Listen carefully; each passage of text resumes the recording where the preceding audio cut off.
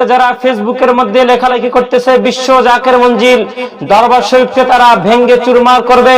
আমি তাদেরকে চ্যালেঞ্জ করে বলতে চাই, শুধু বাংলাদেশ নয় তাম বহির্বিশ্বে আব্দুর ওয়াহাব নজদির যে সমস্ত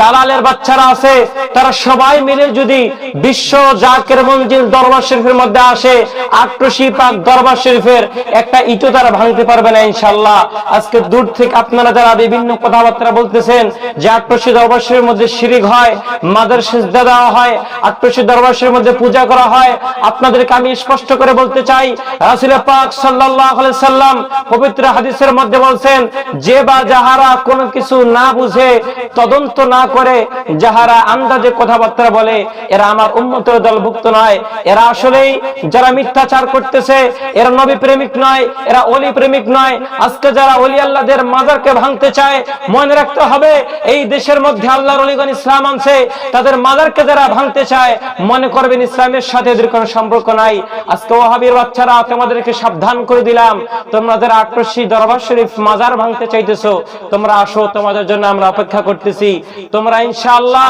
বিশ্ব জাকের মঞ্জিলের একটা আদনা মুরিদ যারা আছে, একটা আদনা মুরিদ থাকতে বিশ্ব জাকের মঞ্জিলের একটা ইটু তোমরা ভাঙতে পারবা না, কথাটা মনে রাখিও।